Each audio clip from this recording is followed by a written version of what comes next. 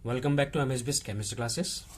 Dear students, previous lecture में हमने अपना chapter number 5 that is periodic classification of element को कंप्लीट किया था। आज हम नया चैप्टर पढ़ने जा रहे हैं। आप देख सकते हैं metals and non metals start करेंगे। Okay, so let's start. देखिए होता क्या है, मेटल्स एंड नॉन मेटल्स में आपको कुछ टॉपिक्स पढ़ने हैं इनके अंदर। Actually metals and non metals का जो एक बेस है आपको मैं पढ़ा चुका हूँ फंडामेंटल्स ऑफ पीरियोडिक टेबल में। यदि आपने वो वीडियो ना देखी हो तो एक बार मैं आपसे रिक्वेस्ट करूंगा कि उस वीडियो को आप जरूर देखें, जिससे कि आपको आज का ये जो टॉपिक है वो समझ में आएगा। देखिए होता क्या है, मेटल्स एंड नॉन मेटल्स की दोनों की प्रॉपर्टीज हमें ठीक से पढ़नी है। ये एक बेस है, समझ लीजिए। आज तक जो आप मेटल्स एंड नॉन मेटल्स के बारे में पढ़ते हैं वो सिर्फ एग्जाम्पल्स के तौर पर पढ़ते हैं। आज हम उनकी प्रॉपर्टीज को डील करेंगे। इसमें हमें सबसे पहला जो टॉपिक है फिजिकल प्रॉपर्टीज पढ़नी है, मेटल्स एंड नॉन मेटल्स दोनों के लिए। देन उसके बाद दूसरा टॉपिक केमिकल प्रॉपर्टीज पढ़नी है मेटल्स की। मीन्स मैक्सिमम उसमें आपके रिएक्शंस आ जाएंगे। जैसे मेटल की रिएक्शन अगर ऑक्सीजन के साथ अगर करेंगे, हीट करेंगे तो क्या होगा। इन्होंने कहा है कि मेटल्स को कंबशन करेंगे, मेटल्स को बर्न करेंगे तो क्या होगा। मेटल्स जब वाटर का रिएक्शन करेंगे तो क्या चीज बनेंगी एसिड के साथ और अदर मेटल सॉल्ट्स के साथ। इस तरीके से ये रिएक्शंस हमें मेटल्स की पढ़नी है। इसी कैटेगरी में हमें रिएक्टिविटी सीरीज को भी देखना पड़ेगा, और रिएक्टिविटी सीरीज जो है इससे रिलेटेड क्वेश्चंस बहुत आते हैं आपके एग्जाम्स में। इसीलिए हर एक टॉपिक एक दूसरे से रिलेटेड है। यदि आप फिजिकल प्रॉपर्टीज ना पढ़ के केमिकल प्रॉपर्टीज में जंप करेंगे तो आपको कम समझ में आएगा।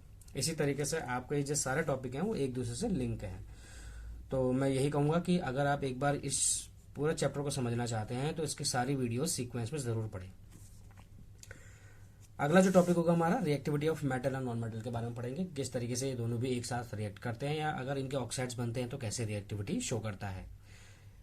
अकरेंस ऑफ मेटल्स में मैं उसके एक्सट्रैक्शन पढ़ना है, मेटल को कैसे एक्सट्रैक्ट किया जाता है।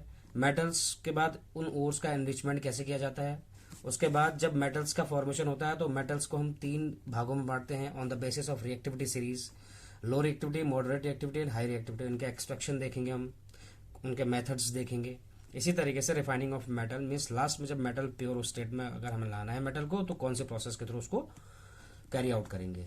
जैसे यहाँ पर हमें इलेक्ट्रोलाइटिक रिफाइनिंग के बारे में पढ़ना है। आपके एनसीईआरटी सिलेबस के अकॉर्डिंग चलेंगे। लास्ट टॉपिक आपका कोरोजन से रिलेटेड है। आप ये बहुत बार पढ़ते हुए भी आए हैं, लेकिन इस बार आप थोड़ा सा इसको डिटेल में देखेंगे कि एक्चुअली कोरोजन रिएक्शन होती किस तरीके से है। रस्ट के बारे में पढ़ोगे आप इसमें।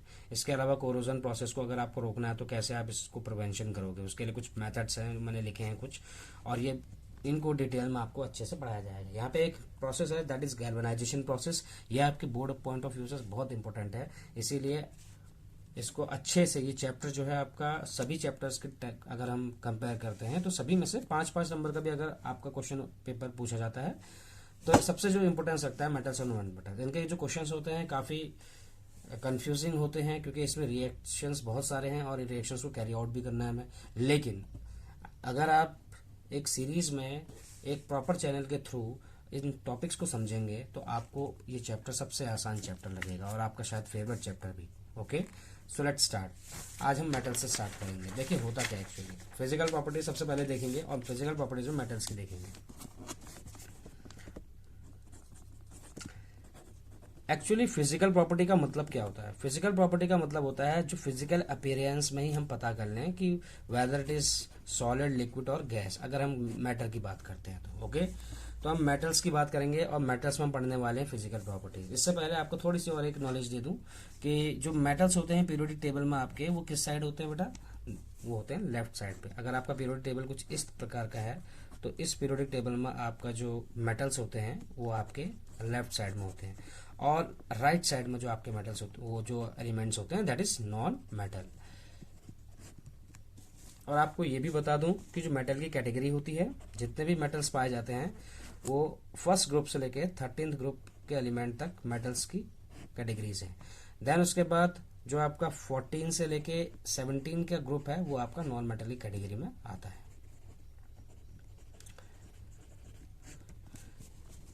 14th और 13th ग्रुप की कैटेगरी के बीच में कुछ ऐसे एलिमेंट्स हैं जो आपको मेटल्स एंड नॉन मेटल्स दोनों की प्रॉपर्टी को शो करते हैं। ऐसे प्रकार के एलिमेंट्स को हम मेटेलॉइड्स कहते हैं। ओके, ये क्वेश्चन कई बार पूछा गया है तो इसको अच्छे से समझिए आप। मेटेलॉइड्स का मतलब हो गया जिनमें प्रॉपर्टी किनकी हो, मेटल की as well as non metal की, दोनों की प्रॉपर्टी अगर हो तो उसे हम मेटेलॉइड कहेंगे। तो इसमें कुछ एग्जांपल्स है जो पीरियोडिक टेबल में ऑलमोस्ट पाए जाते हैं, सभी के सभी वो लिख दे रहे हैं। दैट इज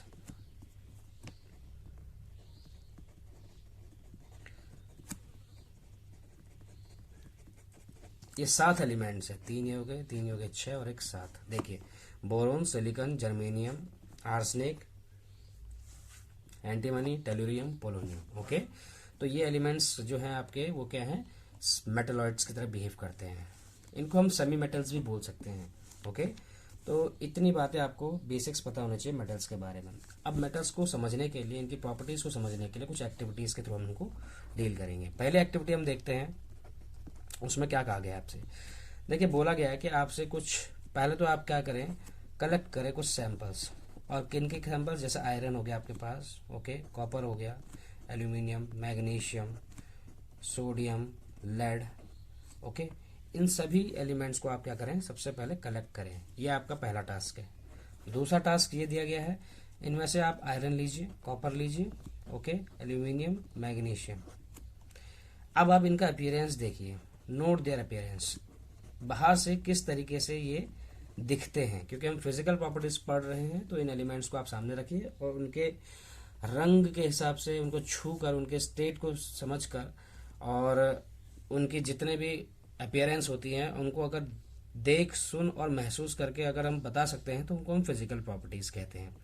इसमें नोट कीजिए पहले आप अपना अपीयरेंस जो आपने स्टार्टिंग में कलेक्ट किया हुआ है। उसके बाद आप क्या करें, इनको सैंड पेपर, आप जानते होंगे, सैंड पेपर से हम लोग क्या करते हैं, इन एलिमेंट्स को रब करते हैं। तो रब कीजिए उसको। रब करने के बाद इन्हीं एलिमेंट्स को दोबारा से ऑब्जर्व कीजिए। मीन्स इसका अब जो अपीयरेंस होगा, दोबारा से उसको नोट कीजिए। Note appearance. पहले आपने किस तरीके से अपीयरेंस देखा आयरन, कॉपर, एल्यूमिनियम, मैग्नीशियम का, और रब करने के बाद क्या उसके अपीयरेंस में कोई अंतर आया, आपको ये चीज़ नोट करनी है। इन सभी एक्सपेरिमेंट का जो कंक्लूजन होगा वो ये है कि जब आप कभी भी किसी मेटल को सैंड पेपर से रब करते हैं, ये मेटल है आपके पास और आपने इसको सैंड पेपर की मदद से क्या कर दिया, रब कर दिया है। तो रब करने से क्या होता है, मेटल की जो सरफेस होती है, अपर सरफेस, वो क्या करने लग जाती है, शाइन करने लग जाती है। तो वो सरफेस शाइनिंग होती है। इससे हमें ये पता चला कि मेटल्स की ये प्रॉपर्टी होती है कि वो शाइन करने की प्रॉपर्टी, जिसे हम क्या कहते हैं, that is metallic lustre. Metallic lustre. और इस मेटेलिक लस्टर की प्रॉपर्टी को ही हम शाइनिंग प्रॉपर्टी कहते हैं उस मेटल की। इस एक्टिविटी के थ्रू हमें ये समझ में आया। ओके, अगर आपसे एक एक्टिविटी में ये कहा जाए, दूसरी एक्टिविटी, कि जो आपके पास आयरन है, कॉपर है, एल्यूमिनियम है और जो मैग्नीशियम एलिमेंट्स हैं, ओके, इन सभी को आप क्या करें, एक नाइफ से कट करने की कोशिश करें। Cut with knife. आप एक चाकू से इनको काटने की कोशिश करें। जब आप इनको काटेंगे तो आप क्या ऑब्जर्व करेंगे, मीन्स आपको क्या करना है, उसको नोट डाउन करना है, ऑब्जर्वेशन को। पहला तो आपको ये स्टेप करना है। दूसरा स्टेप आपको करना क्या है, इसमें आपको ये देखना है कि क्या सभी के सभी मेटल्स एक ही इंटेंसिटी के साथ उस नाइफ के द्वारा कट किए जा रहे हैं, मीन्स उनके स्ट्रेंथ देखनी है। ओके, कि जब आप नाइफ से कट कर रहे हैं, क्या कर रहे हैं, कट, तब आपको उसकी स्ट्रेंथ देखनी है कि हर एलिमेंट क्या एक ही इंटेंसिटी में कट हो रहा है या नहीं।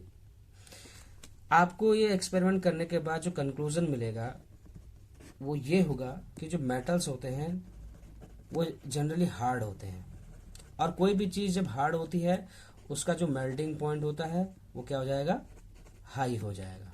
ओके, इसीलिए मेटल्स का मेल्टिंग पॉइंट जो होता है वेरी हाई होता है, क्योंकि metals are generally hard. Metals जो होते हैं वो हार्ड होते हैं। तो ये कुछ बातें हैं मेटल्स के बारे में। इससे आपको मेटल की हार्डनेस के बारे में पता चला, और आपको ये भी पता चला जो हार्डनेस है वो मेटल टू मेरी क्या करती है, मेटल टू मेटल वेरी करती है, वेरी मेटल टू मेटल। अलग अलग मेटल्स में अलग अलग इसकी हार्डनेस होंगी। हमने पहली प्रॉपर्टी उसकी मेटालिक लस्टर पढ़ ली, देन उसके बाद हमने उसकी हार्डनेस के बारे में पढ़ा। ओके, एक एक्टिविटी और देखते हैं जिसके थ्रू हम उसकी अगली प्रॉपर्टी को समझ सकेंगे। एक्टिविटी 3, देखिए आपको करना क्या है, आयरन लिया, जिंक, लेड एंड कॉपर, आपके पास ये 4 एलिमेंट्स हैं।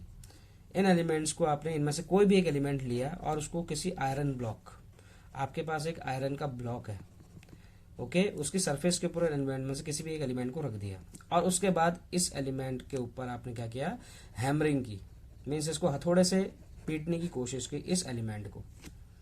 ओके, आपको इसको 4 से 5 बार इस तरीके से रिपीट करनी है इस प्रोसेस को रिपीट करने के बाद आपको क्या करना है, ऑब्जर्व करना है। और आपको ऑब्जर्व क्या करना है कि उस मेटल में जो उसका शेप था वो चेंज हुआ या नहीं हुआ। शेप चेंजेस, क्या आपके हिसाब से उसका शेप चेंज होना चाहिए? हाँ ज़रूर, इसका शेप क्या होगा, चेंज होगा। तो इससे हम क्या कंक्लूजन निकाल सकते हैं अगर शेप चेंज हो रहा है हम कह रहे हैं तो? क्योंकि हम जानते हैं कुछ ऐसे एलिमेंट, ऐसे मेटल्स भी हैं, सब मेटल्स ऐसे हैं जिनको अगर हम बीट करें, ठीक है ना, अगर उनको बीट किया जाए, पीटा जाए, तो वो थिन शीट्स में कन्वर्ट हो जाते हैं।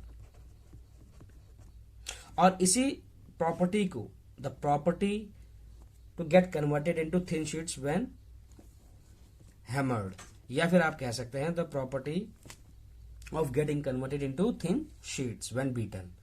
तो इस प्रॉपर्टी को हम कहते हैं मैलेबिलिटी। ओके, बहुत इंपॉर्टेंट टर्म है, इसको समझिए आप। जैसे आपके पास एक एग्जाम्पल के लिए मैं आपको बताऊं तो अगर आपके पास 1 ग्राम गोल्ड है, ओके,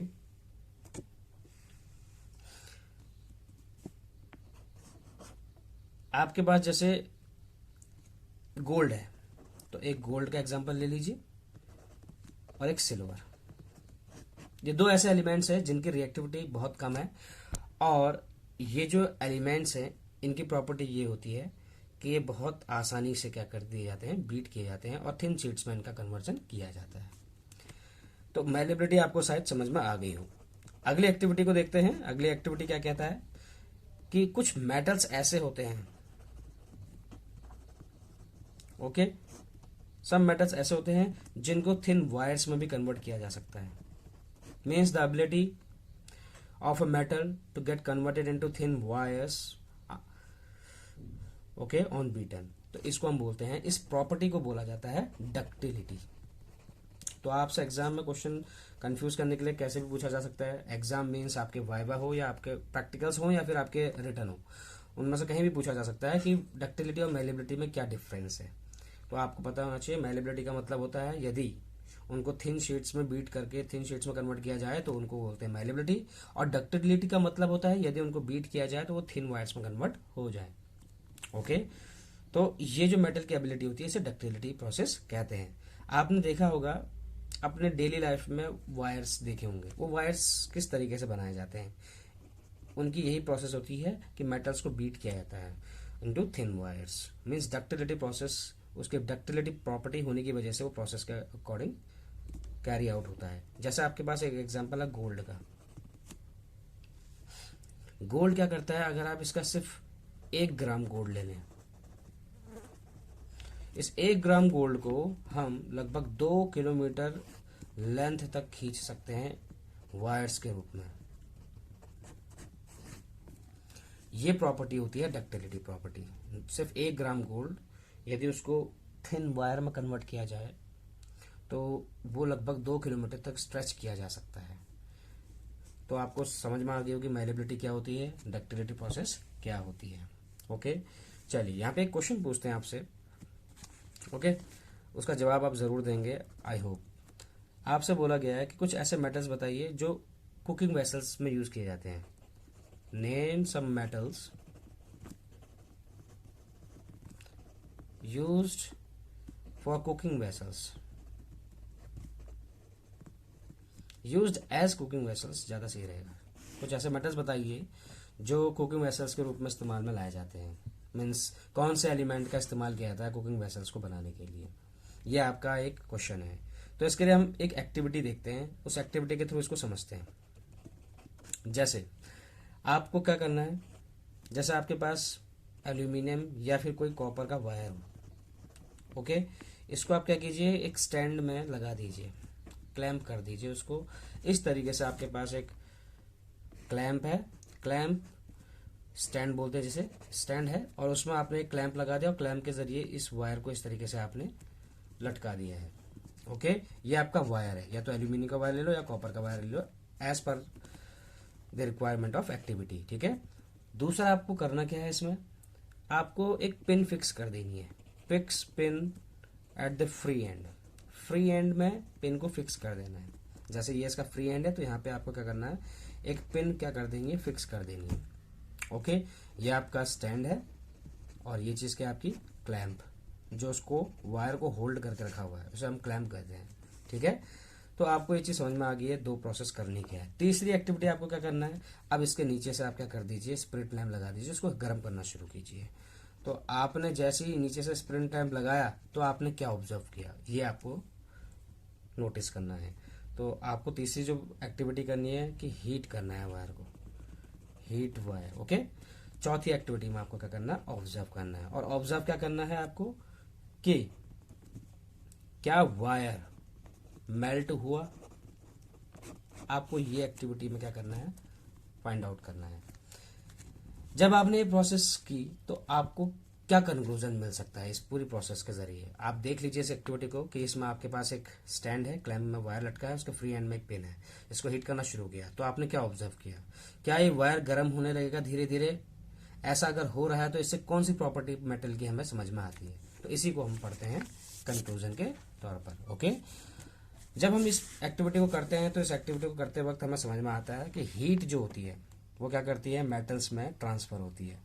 इसका मतलब मेटल्स जो होते हैं वो गुड कंडक्टर्स होते हैं हीट के। ओके, मींस हीट को वो अपने थ्रू क्या करते हैं, पास करने की टेंडेंसी रखते हैं। जैसे आपके पास वो वायर था, इस तरीके से क्लैंप से लटका हुआ एक वायर था, वायर के फ्री एंड में आपके पास पिन था और ये वायर है, और ये वायर किस चीज़ की है, मेटल की वायर है, या तो एल्यूमिनियम है या तो कॉपर है। और इसको आपने जब हीट करना शुरू किया तो हीट करने से जो काइनेटिक एनर्जी होगी इन पूरे वायर्स की, और जिनमें जो इलेक्ट्रॉन्स होंगे उनकी जो काइनेटिक एनर्जी होगी वो बढ़ती ही जाएगी, और जिसकी वजह से क्या होगा, हीट ट्रांसफर होता जाएगा और हीट जो होगा ऊपर की ओर को ट्रांसफर होगा। तो इससे हम ये समझते हैं कि मेटल्स जो होते हैं हीट के अच्छे कंडक्टर होते हैं। कंडक्टर वो होते हैं जो हीट को अपने थ्रू पास कर देते हैं। तो metals good conductor of heat होते हैं। इसी प्रोसेस, इसी वजह से क्या होता है, इनका जो मेल्टिंग पॉइंट होता है वो भी क्या होता है, हाई होता है। कभी कभी आपसे पूछ लिया जाता है कि मेटल्स का जो मेल्टिंग पॉइंट होता है लो होता है या हाई, तो आपको पता होना चाहिए इसका मेल्टिंग पॉइंट हाई होता है। इसमें सबसे अच्छा एग्जांपल हम पढ़ते हैं, जैसे बेस्ट कंडक्टर की अगर हम बात करते हैं हीट के, बेस्ट कंडक्टर तो वो है आपका सिल्वर और कॉपर। ये दो जो है एग्जांपल बहुत इंपॉर्टेंट है। और इन्हीं कंडक्टर मेटल्स की कैटेगरी में जो पुअर कंडक्टर्स होते हैं वो होते हैं आपके lead and mercury. Lead and mercury दो ऐसे एग्जांपल है जो पुअर कंडक्टर्स होते हैं, बावजूद इसके कि ये मेटल्स होते हैं। पुअर कंडक्टर का मतलब यह हो गया कि ये बहुत ही लो इनकी टेंडेंसी होगी कि इलेक्ट्रॉन्स को क्या कर सके, या फिर हीट को जो है अपने थ्रू पास कर सकें। ओके, तो अब एक क्वेश्चन आ गया आपके पास, उसका जवाब देने की कोशिश करें। क्या जिस तरीके से मेटल्स हीट को कंडक्ट करते हैं, तो क्या इसी तरीके से जो मेटल्स होते हैं वो इलेक्ट्रिसिटी को कंडक्ट कर पाएंगे? Do metals conduct electricity? क्या ये पॉसिबल है? और अगर है पॉसिबल तो एक एक्टिविटी के थ्रू समझने की कोशिश करते हैं। देखिए आपको करना क्या है, आपको एक्टिविटी में एक सेटअप बनाना है जो आपको मैं यहाँ बना रहा हूँ। आपको एक बैटरी लेनी है और बैटरी को कनेक्ट कर देना है एक बल्ब से। ओके, ये आपका बल्ब है और इस बल्ब को हमें एक स्विच से क्या कर देना है, कनेक्ट कर देना है। ये आपका स्विच है। ओके, और इस स्विच के थ्रू आपको यहाँ पे एक वायर होगी, उस वायर का फ्री एंड में हमने क्या लगा दिया, ये मान के चलिए क्लिप बी लगा दिया, चलो क्लिप ए लगा दिया। और यहाँ से आपका जो दूसरा वायर होगा वो आपका फ्री एंड में एक क्लिप लगी होगी यहाँ पे भी, और ये हो गया आपका क्लिप बी।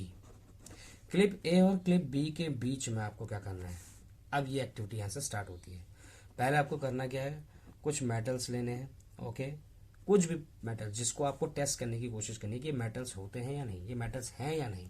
तो मेटल्स की प्रॉपर्टी बोलता है कि मेटल इलेक्ट्रिसिटी कंडक्ट कर सकता है। अगर इलेक्ट्रिसिटी मेटल कंडक्ट कर सकता है तो इस बल्ब को जलना चाहिए according to this setup. Okay, तो अगर आप इन दोनों वायर्स के फ्री एंड में उस मेटल के फ्री एंड को जोड़ देंगे इस तरीके से, सपोज ये आपका क्या है, एक मेटल, और वो कौन सा मेटल है, टू बी टेस्टेड। एक ऐसा मेटल लीजिए आप, एक्सपेरिमेंट में पहला स्टेप है कि आप क्या करें, प्लेस मेटल्स, कौन से स्लॉट में डालना है, टू बी टेस्टेड वाले स्लॉट में डालना है आपको। कुछ मेटल्स लेने हैं और इस वाले स्लॉट में आपको क्या कर देना है, उन मेटल्स को लगाना है। ओके, उसके बाद आपको एक एक्टिविटी क्या ऑब्जर्व करनी है, देखो क्या बल्ब ग्लो किया, डज बल्ब ग्लो। ओके, तो अब ये बताइए कि जब बल्ब ग्लो किया तो इससे आपने क्या इंडिकेट किया, और अगर बल्ब ग्लो नहीं किया तो इससे क्या इंडिकेशन हुआ। आपको यही इस एक्टिविटी के थ्रू समझना है। आपके पास ये जो सेटअप है इसमें आप अगर ध्यान से देखेंगे तो आपका ये जो दो एंड्स हैं, जो वायर के फ्री एंड्स हैं, इन दोनों के बीच में कोई ना कोई पोटेंशियल डिफरेंस है, वो बैटरी के द्वारा लगाया गया है। जब आप किसी मेटल को इन दोनों के बीच में रखेंगे, दोनों टर्मिनल्स में, और अपोजिट टर्मिनल्स को इसमें कनेक्ट करेंगे, तो जो ये सर्किट होगा वो आपका क्या हो जाएगा, ये सर्किट आपका क्लोज हो जाएगा और कंप्लीट हो जाएगा, जिस वजह से क्या होगा, आपका जो बल्ब होगा यहाँ पे वो क्या करने लगेगा, ग्लो करने लगेगा। तो इससे हमें ये समझ में आया कि बैटरी से जितने भी आपके पावर सोर्स मिल रहा था, मीन्स इलेक्ट्रॉन्स जो होंगे उनका फ्लो स्टार्ट हो चुका है।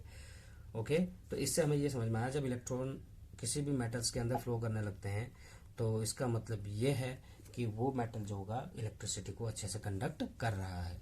तो इसमें जो है सबसे अच्छा जो आपका इलेक्ट्रिसिटी का कंडक्टर बोला जाता है, जैसे वो कई सारे एग्जांपल्स हैं, जैसे आप मेटल्स में ले सकते हैं एल्यूमिनियम, कॉपर, सिल्वर, जिस तरीके से हीट के जो गुड कंडक्टर्स होते हैं उसी प्रकार से। ओके, तो इससे हमारा कंक्लूजन क्या निकला, इससे हमारा कंक्लूजन ये निकला कि जो मेटल्स होते हैं ना वो क्या होते हैं, these are good conductors of electricity.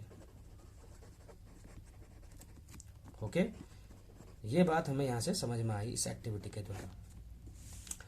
चले एक आपने देखा होगा क्वेश्चन लेते हैं कि आपके जो घर होते हैं, घरों में आपने देखा होगा कुछ वायर्स होते हैं, घर के आसपास वायर्स होते हैं, उनके बाहर जो होती है वो क्या होती है, कोटिंग होती है वायर में। जैसे इस प्रकार से वायर हैं, केबल वायर्स आपने देखे होंगे कई सारे। ओके, तो केबल वायर्स के बाहर जो होती है वो इस प्रकार की मोटी मोटी क्या होती है, कोटिंग होती है। तो आप बता सकते हैं जो मेटल वायर के बाहर की जो कोटिंग है, ये कोटिंग जो होती है वो पहली बात किस चीज की होती है। ओके, ये जो वायर की कोटिंग है ये किस चीज की है, ये आपको पता करना है। दूसरी बात कि ये जो कोटिंग है वो लगाई क्यों जाती है, वाई। आपको ये दो क्वेश्चन का जवाब समझना है और ढूंढना है। ओके, पहला आपका कोटिंग का और दूसरा आपका क्यों इसको कोटिंग में यूज किया जाता है। ओके, क्या हो, तीसरा आपको ऑब्जर्व करना है एक्टिविटी में कि जब दो when metals strike on hard surface, क्या होगा जब कोई मेटल हार्ड सरफेस पे स्ट्राइक करेगा, आपको ये भी आपको करना है। और तीसरा क्वेश्चन जो आपका है, चौथा क्वेश्चन, उसमें ये पूछा गया है क्या ये साउंड प्रोड्यूस करेंगे, do they produce sound. Okay, अब आप देखिए इसको, ये जो कुछ क्वेश्चंस हैं इसको आप एक एक्टिविटी के रूप में ले लीजिए। जैसे आपके पास क्या है, इसको क्वेश्चन मान लेते हैं और ये आपकी एक्टिविटी हो जाती है। तो एक्टिविटी ये अलग से आपको समझेंगे, अभी पहले हम ये इसका आंसर देने की कोशिश करते हैं। आपके पास क्या है कि जो वायर्स होते हैं, वायर्स की जो कोटिंग होती है वो पीवीसी की बनी होती है। पीवीसी का जो फुल फॉर्म होता है बेटा वो होता है पॉलीविनाइल क्लोराइड। ओके, ये एक प्रकार का क्या होता है, पॉलीमर होता है। पॉलीमर का मतलब क्या होता है, जब छोटे छोटे मोनोमर यूनिट्स जो होते हैं जुड़ जाती हैं और एक बड़ा रूप ले लेती हैं, उसे पॉलीमर कहते हैं। तो ये जो पॉलीविनाइल क्लोराइड्स होते हैं ये क्या होती हैं, कोटिंग की तरह काम करती हैं। और ये किसकी तरह काम करते हैं, दीज एक्ट्स एज इंसुलेटर्स, इनको हम इंसुलेटर के रूप में इस्तेमाल में लाते हैं। और इंसुलेटर क्या होते हैं, इंसुलेटर वो सब्सटेंसेस होते हैं जो कि इलेक्ट्रिसिटी को पास आउट नहीं होने देते खुद से। इसका मतलब डू नॉट कंडक्ट इलेक्ट्रिसिटी। तो इसी प्रॉपर्टी की वजह से क्या होता है, आपका अंदर क्या लगा हुआ है, मेटल वायर लगी हुई है और बाहर मेटल क्या होता है, कंडक्टर की तरह बिहेव करता है, means it carries electricity through this wire. इस वायर के थ्रू जो है इलेक्ट्रिसिटी कैरी किया जा रहा है। लेकिन इसके बाहर जो आपका कोटिंग दी गई है, ये कोटिंग आपकी पीवीसी की है और पीवीसी एक प्रकार का क्या है, इंसुलेटर है। इसका मतलब कि ये क्या करता है, सेफ्टी पर्पज के लिए सही रहता है, क्योंकि जो इलेक्ट्रिसिटी होगी वो इस वायर के बाहर नहीं आ सकेगी और जिस वजह से वो दूसरों के लिए हार्मफुल नहीं होगा। ओके, तो इलेक्ट्रिसिटी कंडक्ट करता है और उसकी वायर इस चीज से बनाई जाती है। दूसरी बात, एक क्वेश्चन और पूछा जाता है इसमें कि गर्मियों में अक्सर देखा गया है कि जो वायर्स होती हैं वो एक्चुअली क्या होती है, बहुत ज्यादा डाउन हो जाती हैं, मीन्स इनमें लचीलापन आ जाता है। ऐसा क्यों होता होगा? आपने कभी कभी देखी होंगी जो आपके मेटल्स के वायर्स भी होते हैं उनमें भी कुछ ऐसा आपको देखने को मिलता है।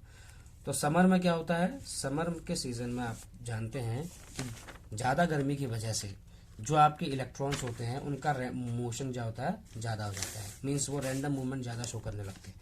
फॉर एग्जांपल आपके पास एक वायर है, फॉर एग्जांपल इसमें इलेक्ट्रॉन्स हैं, ओके, और ये जो इलेक्ट्रॉन्स होंगे वो क्या करने लगेंगे, जैसे इसको हम किसी को हीट करते हैं, किसी सिस्टम को हीट करने पर क्या होता है कि इलेक्ट्रॉन्स की जो काइनेटिक एनर्जी होती है वो इंक्रीज होने लग जाती है। जब इलेक्ट्रॉन्स की काइनेटिक एनर्जी इंक्रीज होगी तो इसकी वजह से क्या होगा, पूरा मेटल क्या करेगा, मेल्ट होना शुरू होगा, क्योंकि काइनेटिक एनर्जी बढ़ रही है हीट की वजह से, और जिस वजह से धीरे धीरे इनके बीच की जो बॉन्डिंग होगी वो वीक होती रहेगी। क्योंकि बॉन्डिंग वीक होने का कारण क्या है, क्योंकि इनकी जो डिस्टेंस होगी एक दूसरे से क्या होती रहेगी, इंक्रीज होती रहेगी। इस वजह से क्या होते हैं, वो वायर्स जो होते हैं उनमें क्या जाता है, लचीलापन आता है। तो आप इसका जवाब इस तरीके से डील कर सकते हैं। अभी आपको एक एक्टिविटी बताई गई थी, उसके थ्रू आपको एक और प्रॉपर्टी समझनी है मेटल्स की। देखिए, आपको क्या करना है, आपके पास कोई मेटल है, उसको आप हार्ड सरफेस पे स्ट्राइक कीजिए, जिस तरीके से आपको अभी बताया था। हार्ड सरफेस पे क्या कीजिए, इसको स्ट्राइक कीजिए, और आपको इसमें क्या देखना है कि क्या साउंड प्रोड्यूस हुई या नहीं हुई या नहीं। ओके, आपको ये दोनों में से पता करना है। चले देखिए क्या होता है। आपने एक एग्जांपल लेते हैं, स्कूल बेल्स के बारे में सुना होगा। स्कूल के जो बेल्स होते हैं वो एक्चुअली रिंग करती हैं, रिंगिंग साउंड प्रोड्यूस करती हैं,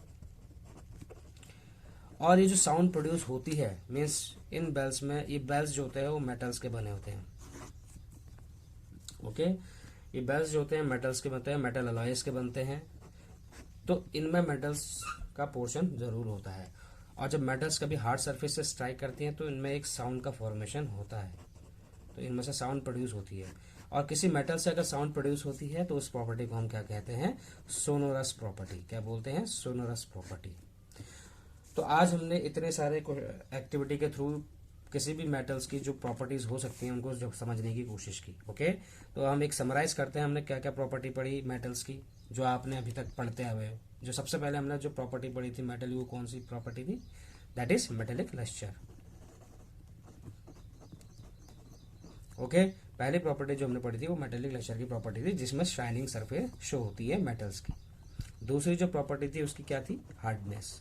हार्डनेस का मतलब क्या ये मेटल जो है वो आसानी से किसी नाइफ के थ्रू कट किया जा सकता है, या सभी मेटल्स एक ही स्ट्रेंथ के साथ कट किए जा सकते हैं। तो ये सभी का जवाब हमने जाना। तीसरी जो प्रॉपर्टी हम लोगों ने अभी यहाँ पढ़ी थी वो है आपकी मैलिएबिलिटी, कि जब मेटल्स को थिन शीट्स में कन्वर्ट कर दिया जाता है। चौथी प्रॉपर्टी पढ़ी थी हमने डक्टिलिटी, जहां हम मेटल्स को थिन वायर्स में कन्वर्ट करते हैं। ओके, पांचवी प्रॉपर्टी हमने क्या पढ़ी थी, गुड कंडक्टर ऑफ हीट।